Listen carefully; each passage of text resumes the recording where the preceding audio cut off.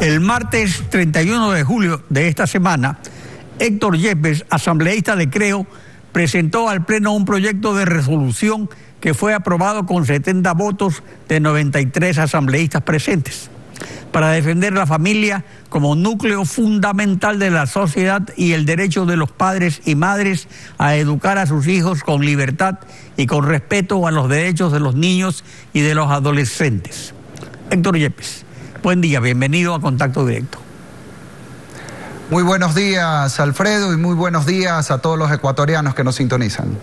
La motivación fue la sentencia de la Corte Constitucional que apoya la política del Ministerio de Salud de distribuir condones a adolescentes de 12 a 18 años, porque la Corte en sentencia dictaminó que el derecho a disfrutar de una vida sexual satisfactoria y sin riesgo y de decidir libre, responsable e informadamente procrear o no, cuándo y con qué frecuencia, es un derecho que corresponde ejercer directamente a los adolescentes de 12 a 18 años.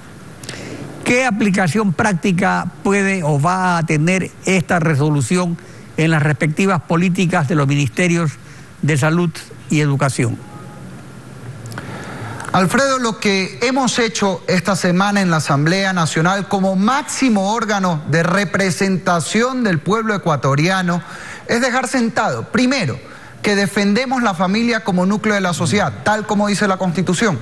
Segundo, que defendemos el derecho de todos los padres y madres en el Ecuador para educar a nuestros hijos de acuerdo a nuestras creencias, principios y valores. No porque lo diga un versículo de la Biblia, sino porque lo dice el artículo 29 de la Constitución y el artículo 26 de la Declaración Universal sobre Derechos Humanos.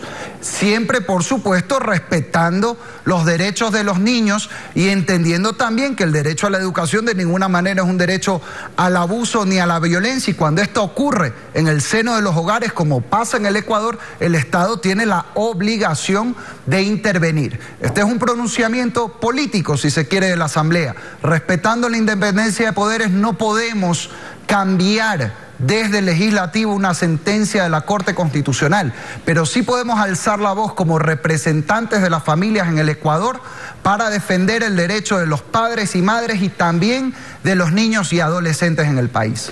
La resolución exhorta a la Corte Constitucional y a todos los órganos del poder público a respetar de forma integral los derechos y obligaciones que corresponden a la edad de los niños, niñas y adolescentes que prevalecen sobre los demás, en concordancia con el principio de corresponsabilidad del Estado, de las familias y de la sociedad, respetando su interés superior y el derecho de las familias a poder elegir la educación para sus hijos.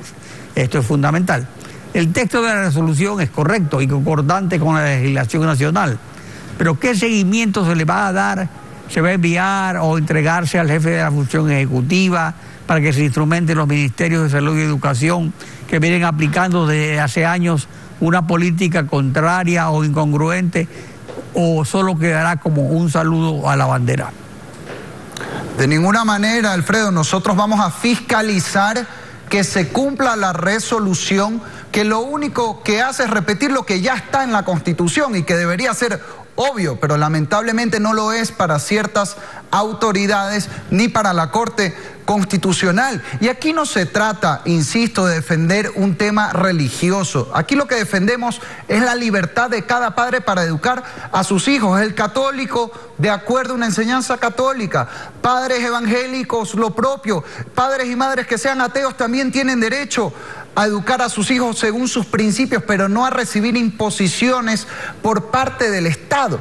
Y en el tema de educación, en el sistema público, no solo que la Constitución ordena que se respete el derecho de padres y madres a elegir cómo sus hijos sean educados de acuerdo a sus valores, y también la Declaración Universal de Derechos Humanos, sino que la información en materia de políticas públicas lo corrobora. Recientemente en México el gobierno decía que para que tengan resultados las políticas educativas, incluso en materia de prevención de embarazo adolescente, de educación sexual. Tienen que ser construidas estas políticas en conjunto con los padres de familia y con la comunidad, porque aquí no puede haber una especie de guerra entre el Estado, los padres y los hijos, pues más bien tiene que haber una coordinación y una participación ciudadana. Sobre la argumentación, sobre la Declaración de Derechos Humanos, sobre lo que dice la Constitución y la ley.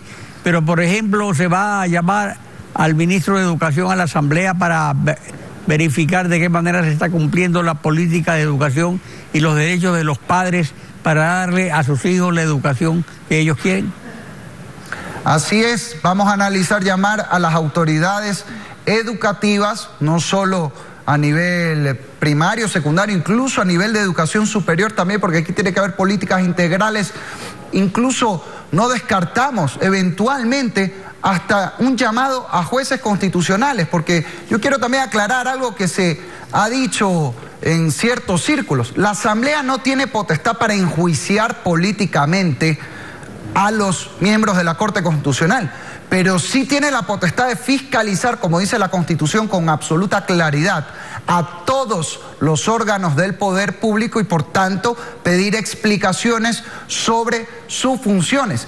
Y además, en materia educativa, si queremos realmente prevenir el embarazo adolescente, lo que tiene que hacer el gobierno es cumplir con dar oportunidades de empleo y de educación sin discriminación a favor de las mujeres. En el Ecuador, los jóvenes... Sobre esto, la causa remota de este problema y de la sentencia es el embarazo adolescente. Según la resolución, el Ecuador ocupa el tercer lugar en América Latina después de Nicaragua y República Dominicana con la mayor tasa de embarazo adolescente. Y agrega que la familia, la sociedad y el Estado y los adolescentes tienen derecho a información oportuna para reducir el embarazo y así revertir los daños en deserción escolar y pobreza. En la Asamblea se está debatiendo actualmente el proyecto del nuevo Código de la Salud. ¿Qué se aporta o se puede aportar en ese código para prevenir este grave problema?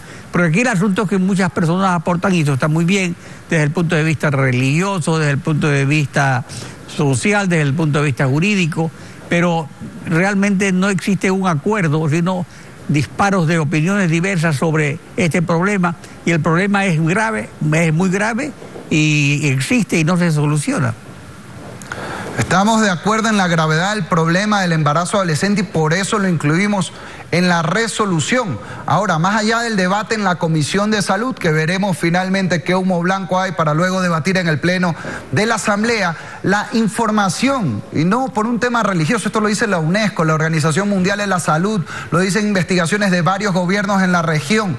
Las mejores prácticas para prevenir el embarazo adolescente es mejorar el acceso a la educación y a las oportunidades de desarrollo personal. Según un informe reciente pero el acceso a la de la educación UNESCO, lleva involucrado también el acceso, por ejemplo, a anticonceptivos o a preservativos.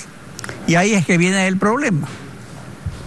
Sí, hay mucha polémica sobre la eficacia de esa política para reducir embarazo adolescente. Sobre lo que sí hay datos claros, y lo dice la UNESCO en un informe de febrero de este año, es que cuando no hay educación secundaria hay 4 veces más posibilidades de que se incida en embarazo adolescente.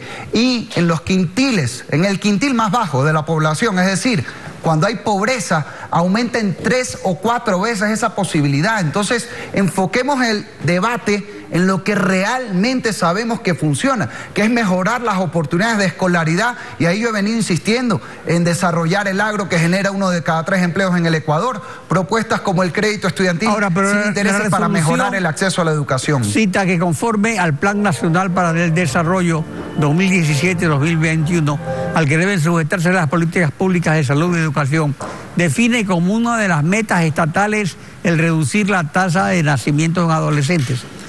¿Qué se está haciendo o se va a hacer para cumplir esa meta? Es necesario llamarlo a la Asamblea, al Secretario Nacional de Desarrollo. Digamos, debe haber algo más concreto que esta pugna o disputa que existe entre los grupos LGBTI, los grupos religiosos, los padres de familia y dirigentes políticos. O sea, ¿qué es concretamente lo que puede hacer la Asamblea al respecto? Nosotros vamos a llamar a las autoridades del gobierno nacional para que informen justamente en el marco de esta resolución cuáles son los resultados y estrategias para prevenir con eficacia, sin dogmas y sin novelerías tampoco, el embarazo adolescente de manera técnica, objetiva. La información que tenemos y que está comprobada a nivel internacional es que eso pasa por mejorar las oportunidades de educación en general, de escolaridad, las oportunidades de empleo, como lo dice por ejemplo Amartya Sen, Premio Nobel de Economía, y hacia allá tenemos que avanzar y vamos, como hemos resuelto en la Asamblea, a exigir que el gobierno nacional dé respuestas claras sobre esto y por supuesto a fiscalizar el cumplimiento de lo que está en el Plan Nacional de Desarrollo y lo que merece la población. Ahora, mientras aumenta el 1% la pobreza, difícilmente podemos avanzar en esto. Mucho pasa por lo económico. Héctor Yepes, gracias por su participación en Contacto Directo. Muchas gracias.